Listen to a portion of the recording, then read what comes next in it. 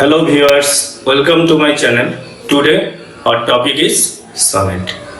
I have prepared 30 multiple choice questions from sonnet, that is the history and gradual evolution of sonnet, and also from three individual sonnets of the great sonnetiers, namely number 1 Edmund Spenser's sonnet number 75, or One Day I Wrote Her Name Upon the Strand, published in his collection Amoretti. Number 2, Sir Philip Sidney's sonnet number 1, published in his collection Astrophel and Stella. And finally, the greatest sonneteer, Shakespeare's sonnet number 18. Before going to the discussion, I would like to suggest you to go through these three texts and have a glance at the history of sonnet, because it would help you to understand the questions clearly. And also, I would like to request you to mention the number of questions in the comment section you are able to answer correctly. So, let's start. And before that, another suggestion, please don't forget to subscribe the channel. So, view, comment and subscribe. Thank you. So let's start. Before I put the correct alternative, I shall give you a few seconds to choose the right answer. Number 1, the word sonnet is derived from the dash word sonneto. You know that sonnet was first written in Italy. So the word sonneto must be Italian one. Clear? So the right answer is 4. Okay? Italian. Then number 2, the word sonnet etymological means original sense. You know that sonnet means a little sound or song. Clear? So the options are a poem of 14 lines, no. A little sound, right one. A lyric, no chance. A prose, no. So the right answer is a little sound. Number 2. Clear? Then number 3.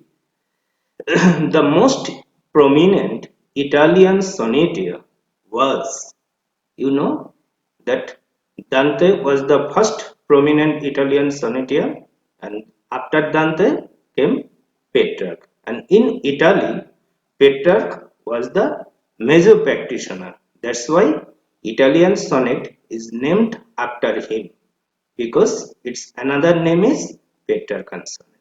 So, most prominent Italian sonneteer was obviously Petrarch. Clear? 3. Then number 4. Who is the originator of sonnet in English literature? Very important question. So Petrarch was the most prominent sonneteer in Italy. Okay.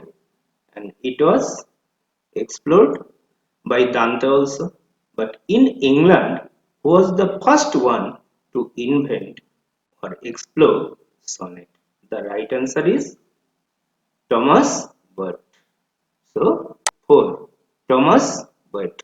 Thomas Burt was the first to invent or write sonnet in England. So he is the first English sonneteer. Then number 5, who is called the Earl of Surrey? You know the Earl of Surrey, but Earl of Surrey is not his name. His name is Henry Howard, contemporary of Thomas Ward, two sonneteers, Thomas Ward and Henry Howard. Okay, so Earl of Surrey, Henry Howard. Then number 6, the structure of English sonnet was originated by. Another important question, the structure of English sonnet, another alternative name is Shakespearean sonnet, because Shakespeare was the greatest practitioner in England. So the structure of Shakespearean sonnet or English sonnet is 3 quatrains and a couplet. First quatrain, first four lines, second quatrain, third quatrain, and the concluding couplet. So this is the form of structure of Shakespearean sonnet. But Shakespeare is not the originator of this structure. This structure was originated by Henry Howard or the Earl of Surrey. So Henry Howard is the originator of Shakespearean form or English sonnet form. So the right answer is 3. Henry Howard.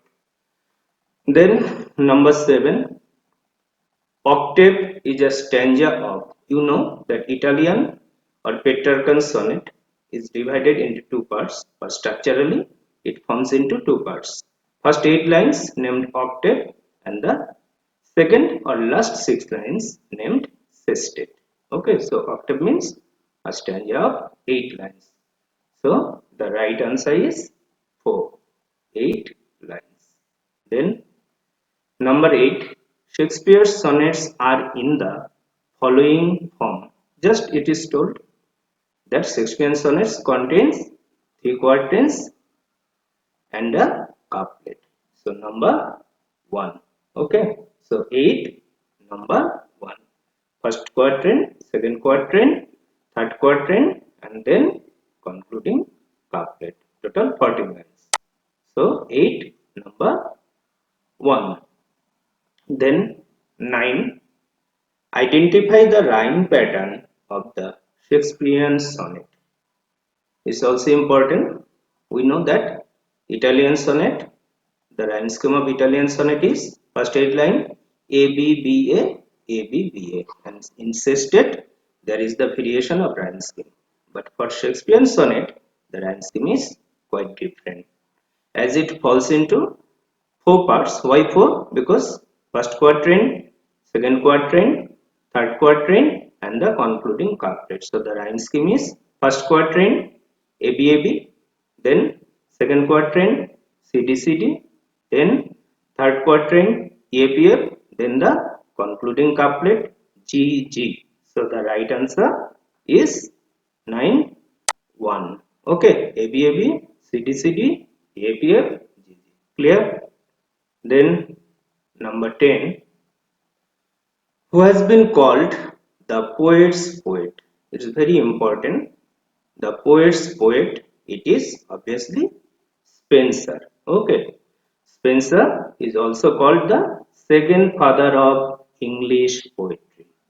The father of English poetry, is Geoffrey Chaucer, and the second father of English poetry is Spenser.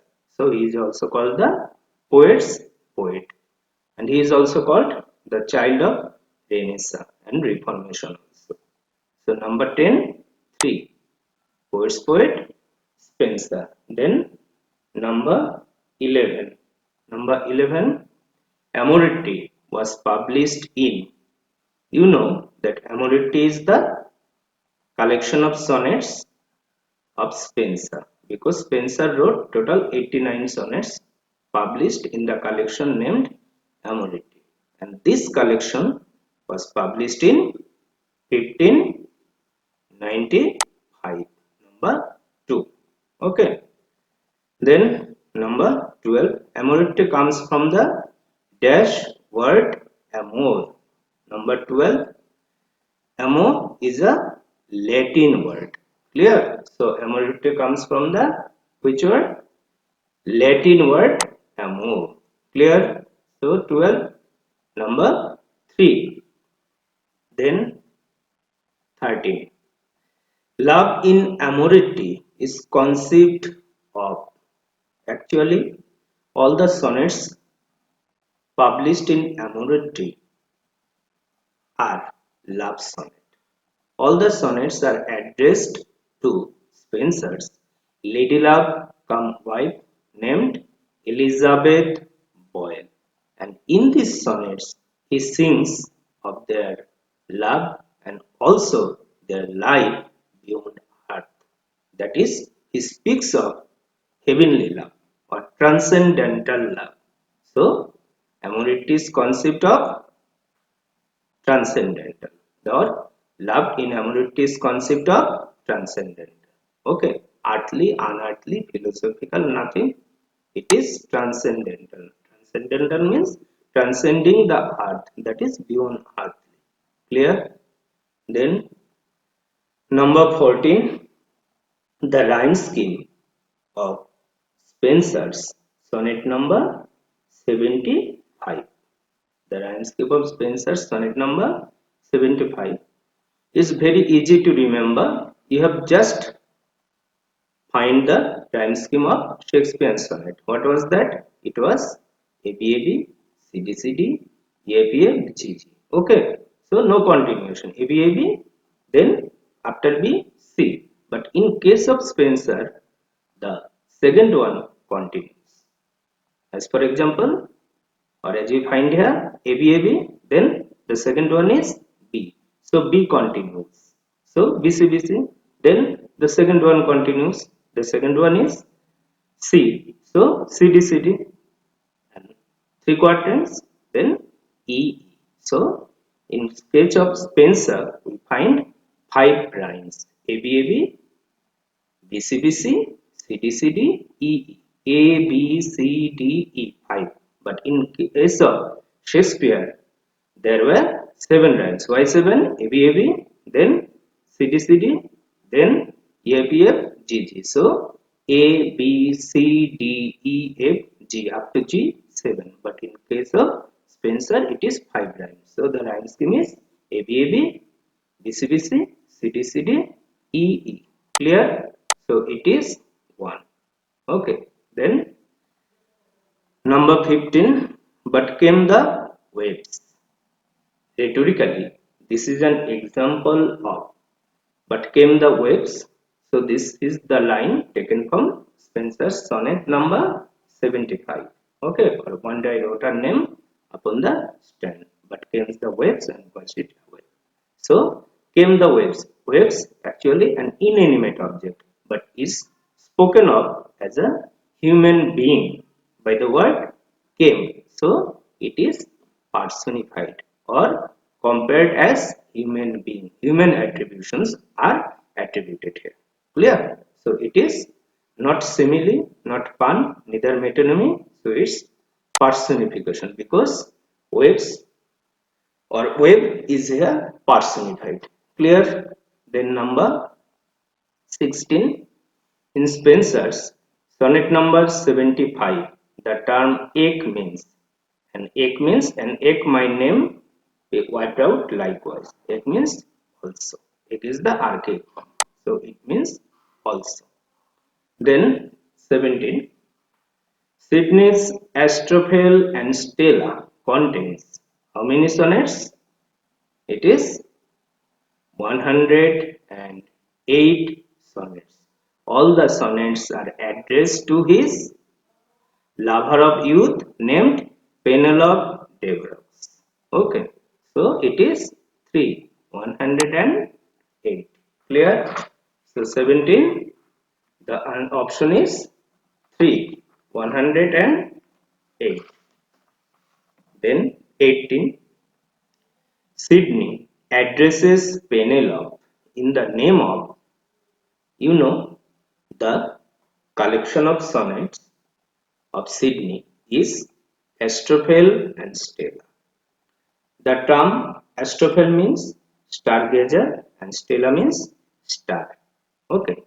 Actually, by the name Astrophel, Sydney means the person he follows, that is Petrarch, and by the name Stella, he refers to the beloved of Petrarch named Laura. Okay.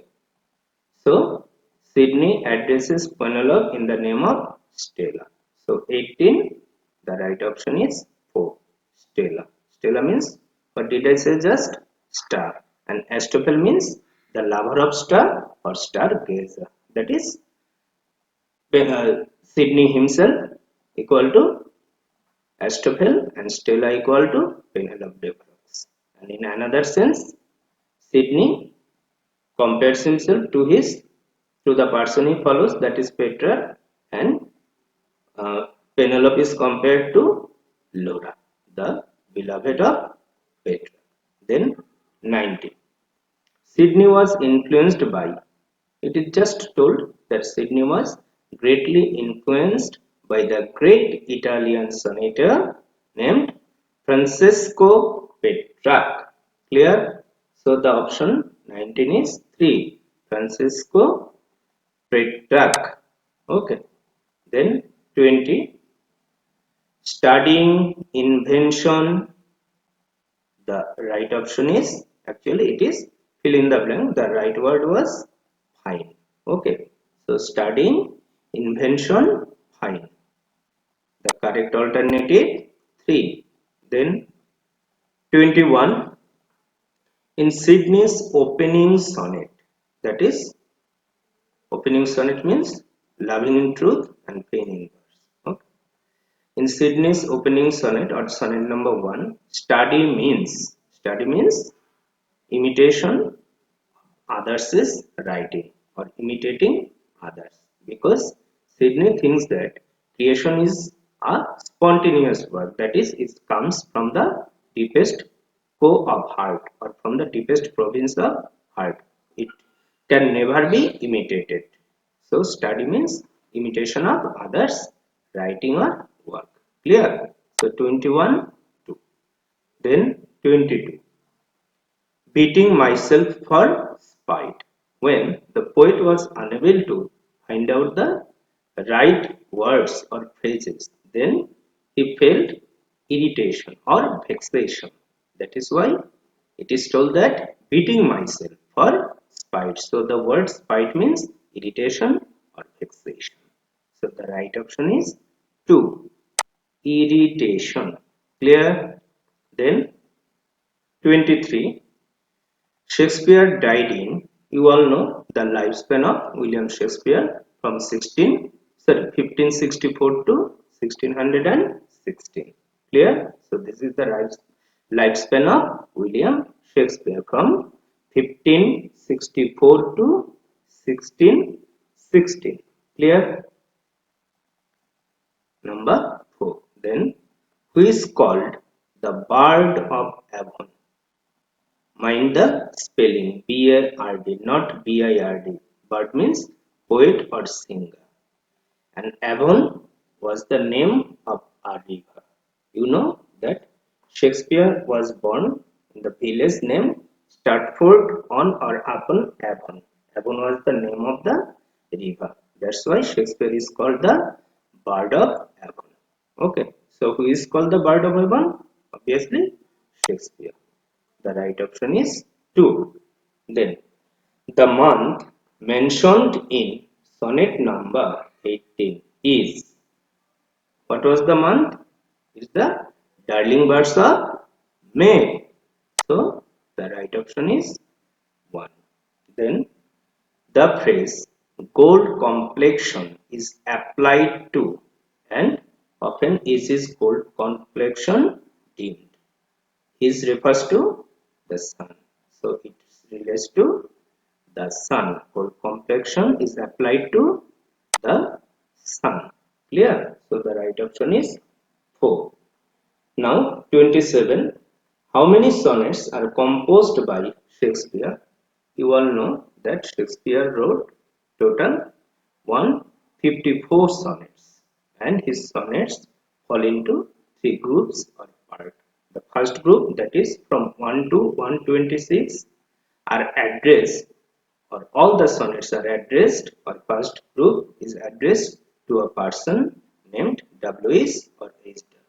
W.S. William Herbert or H.W. Henry Davis. Okay, the actual identity is not found still today. And the second series from 1 to 27 to 152. The second series is addressed, or all the sonnets are addressed to a lady whose name is also not found. He is considered as dark lady. The last 2 sonnets are addressed to Cupid, the god of love. Okay, so Shakespeare wrote total how many sonnets? He wrote 154 sonnets.